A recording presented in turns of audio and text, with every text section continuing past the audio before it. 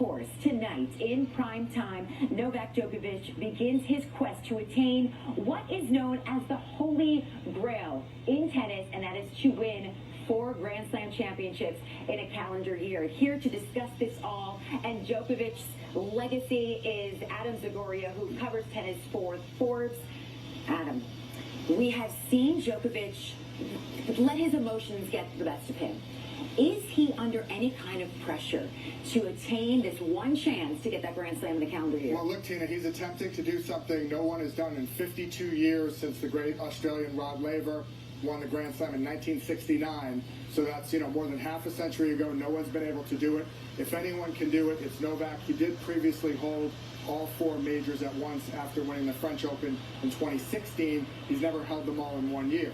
Now, there's no Roger Federer here, no Rafael Nadal. It seems like the path is open for him. But, of course, we saw last year, he hit the ball, accidentally hit the lineswoman in the throat. That's the emotion. In the 4th round, got DQ'd from the tournament.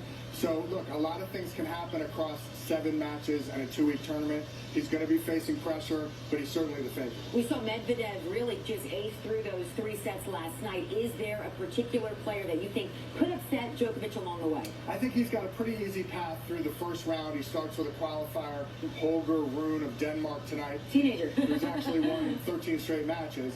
So I think Novak has a pretty easy path to the second week. He could then face Matteo Berrettini, the Wimbledon runner-up in the quarters, Sasha Zverev, the Olympic gold medalist in the semis, and Medvedev, who you mentioned in the final. I think one of those 3 guys, if they're playing well, especially Medvedev, could knock him off. And we saw 2019 Berrettini make a nice run as an underdog at the time, but now, well, we all know his name. All right, let's talk a little bit on the women's side. I would love to get your impressions on Osaka quickly, as well as Ash Barty, the world #1, playing tonight. Just one more thing. I knew you didn't ask about the vaccine situation. Oh, yeah, I was going to get to that. Yeah. We should mention that real quick. Yes. If you are unvaccinated at this tournament and you have close contact with someone who tests positive, your coach, your physio, your trainer, you're out of the tournament. That happened to Gilles Simon, the Frenchman, last week. Now, it should be pointed out that Novak, Stefanos Tsitsipas, Medvedev, Rublev, some of the Russian guys, other guys, either just won't get the vax or say it's a matter of personal choice. Right. So, they're not admitting, they won't confirm they've been vaccinated. Yeah. So if, somehow Novak's coach or his physio or Tsitsipas' coach's physio test positive and they're unvaccinated, these guys are going to be out of the tournament. I mean, can you imagine if that happened before the semi or the final? Or the final. So if you're unvaccinated and you have close contact, you're out.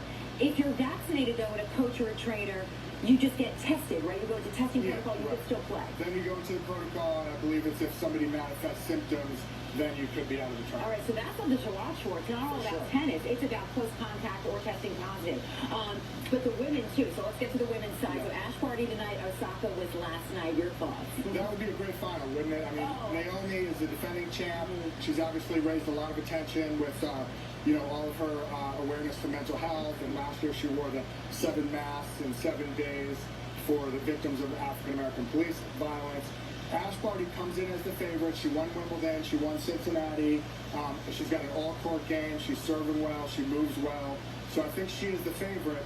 She starts, today on Ash. But obviously a Barty-Osaka final would be, I think, a dream final for the U.S. Open, which doesn't have Serena Williams. I had the wonderful experience to watch Sloane Stephens and Madison Keys yesterday. Sloane Stephens, the American, came out on top. I hate when an American eliminates an American. She could get Coco Gauff next. Yes, and Coco won as well. So she came back in that game. Any other American you think could make their way into those semis or get past the border? I think Naomi has a chance. Coco Gauff has a chance here to break through, and she got to the quarters at Wimbledon, I believe. She's only 17. She was the 2nd youngest woman in the draw. She's going to, I guess, play Sloane here.